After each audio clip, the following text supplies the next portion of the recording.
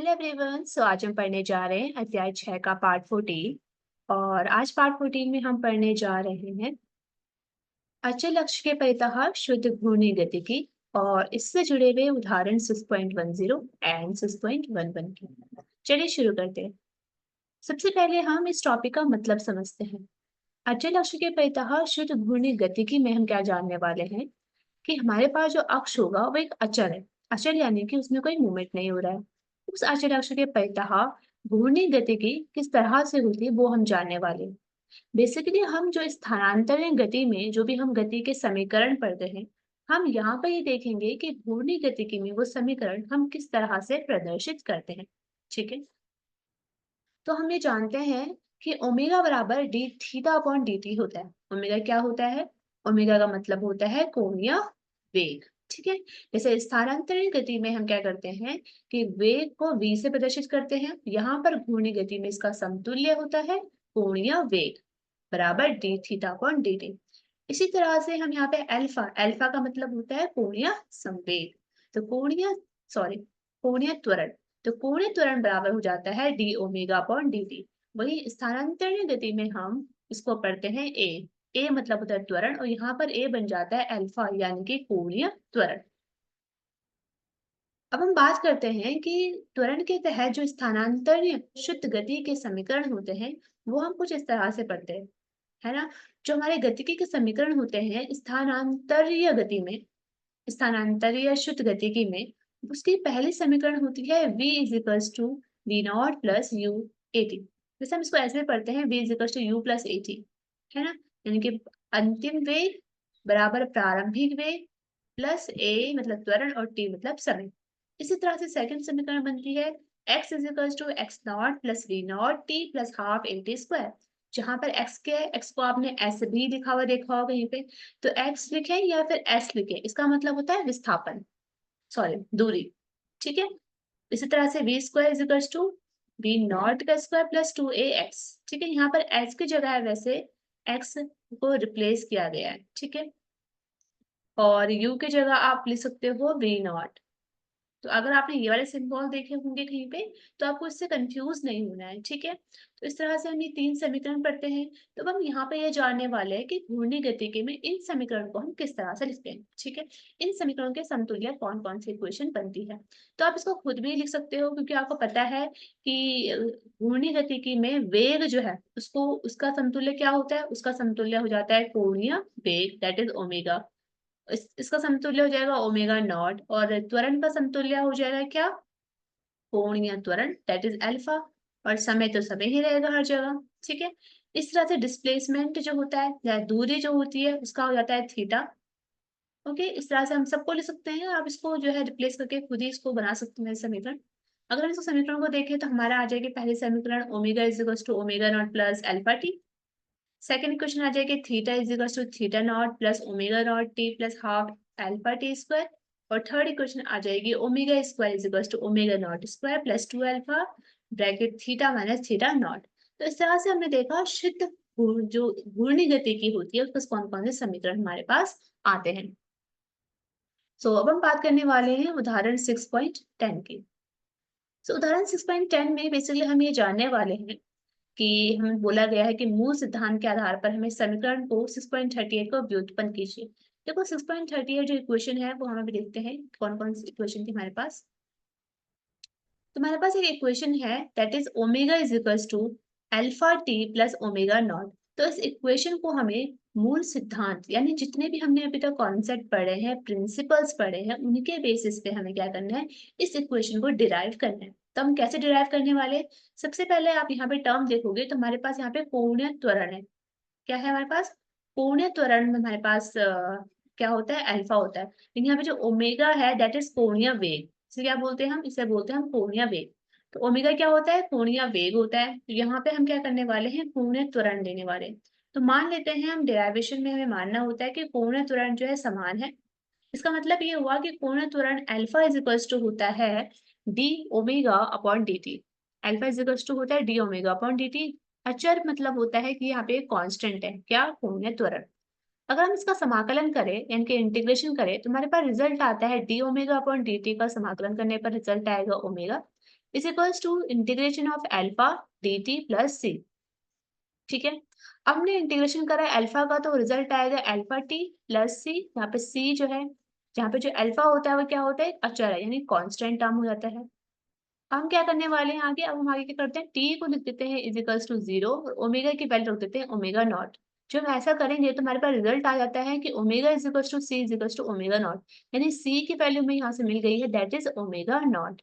हम इस इक्वेशन को फर्स्ट वाले इक्वेशन में पुटअप कर देंगे और वहां से जब हम लिखेंगे वैल्यू को तो हमारे पास रिजल्ट आ जाएगा omega is equals to alpha t plus omega naught.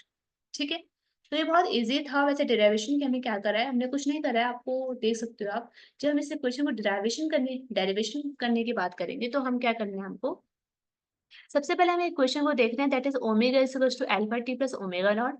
तो हमने ऐसे इक्वेशन ली जहाँ पे ओमेगा आता है, तो हमने क्या लिया, कोणीय त्वरण लिया, क्योंकि कोणीय त्वरण बराबर होता है d omega upon d t. इस इक्वेशन हमारे पास पता चल जाएगा d omega upon d t is equals to होता है अल्फा। अल्फा हमने अचर लिया है क्योंकि यहाँ पे कोणीय त्वरण हमने समान लिया है। हमने इसका इंटीग्रेशन करा, और इंटीग्रेशन जब आप करोगे इसका तो आपका रिजल्ट जो है निकल कर आ जाएगा, जो मैं डेरिवेशन डिराइव करने के लिए बोला गया है। हम आगे बढ़ते हैं उदाहरण 6.11 की तरफ।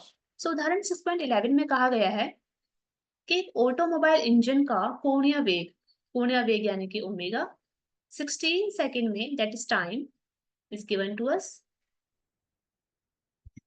1200 आरपीएम से बढ़कर 3120 आरपीएम हो जाता है।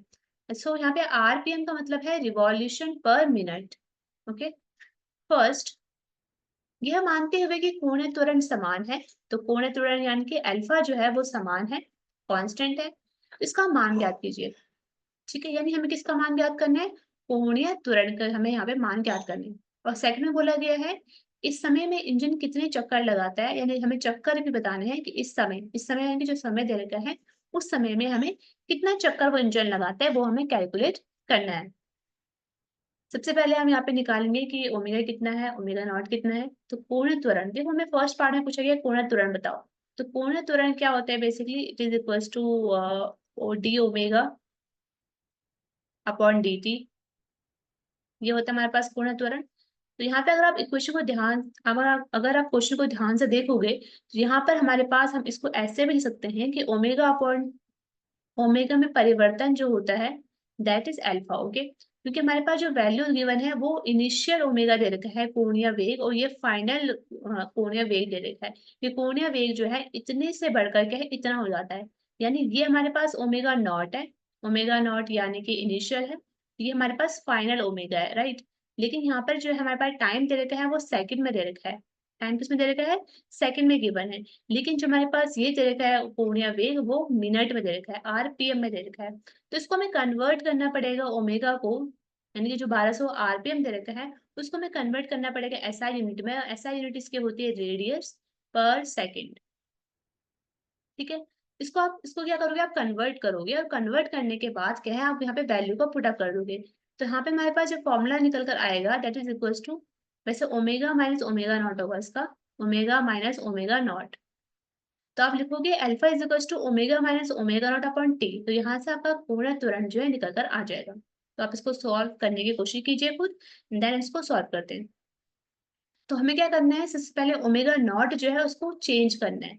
हम चेंज करेंगे रेडियस पर सेकंड के हिसाब से। तो हम जानते हैं कि ओमेगा जो नॉट है दैट इज गिवंस टू अस, वो क्या दे रखा है, ओमेगा नॉट 1200, इनिशियल कितना है यहाँ कोण वेग 1200 है, उसको हमें चेंज करना है रेडियस, रेडियस कितनी है 2 पाई, 2 पाई अपॉन 60। ठीक है, जब भी हमें चेंज करना होता है इसको रेडियस पर सेकंड में, रेडियन पर सेकंड में, तो हम क्या करते हैं 2 पाई अपॉन 60 से इसको इस तरह से मल्टीप्लाई कर देते हैं। ठीक है, 1200 को जब आप इसको करोगे तो आपके पास ओमेगा नॉट जो उसकी वैल्यू आ जाएगी 40 पाई रेडियन पर सेकंड। इसी तरह से सेम हम क्या करेंगे, ओमेगा को भी कन्वर्ट कर देंगे। ओमेगा क्या है, ओमेगा जो है वो अंतिम कोणीय वेग है। अंतिम कोणीय वेग हमें 3120 दे रखा था, जो कि रिवॉल्यूशन पर मिनट में था। इसको हमने चेंज करा 2 पाई अपॉन 60 से मल्टीप्लाई करके, और रिजल्ट आ गया हमारे पास 104 पाई रेडियन पर सेकेंड। तो इस तरह से ओमेगा भी निकल चुका है और ओमेगा नॉट भी निकल चुका है। अब हमें क्या करना है, अब हमें कोणीय त्वरण निकालना है। तो कोणीय त्वरण बराबर होता है अंतिम कोणीय वेग माइनस प्रारंभिक कोणीय वेग, यानी omega minus omega not upon t आ जाएगा। इसकी वैल्यू जब आप पुटअप करोगे तो आपके पास कोणीय त्वरण निकल कर आ जाएगा, दैट इज 4 पाई रेडियन पर सेकंड का स्क्वायर। ठीक है, ये बहुत इजी था किस तरह से आपको करना है, बस आपको कन्वर्ट करना यहाँ पे आना चाहिए। इसके बाद हम सेकंड पार्ट की बात करते हैं। सेकंड पार्ट में कहा गया है कि टी समय में, वैसे हमें चक्करों की संख्या बतानी है। चक्करों की संख्या बताने से पहले हम क्या करेंगे, टी समय में कोणीय विस्थापन निकालेंगे। कोणीय विस्थापन जो है हमें कैसे निकलेगा, इसके हमने समीकरण पढ़ी थी, उस समीकरण का यूज हम करेंगे, that is equals to theta is equals to omega not t plus half alpha t square.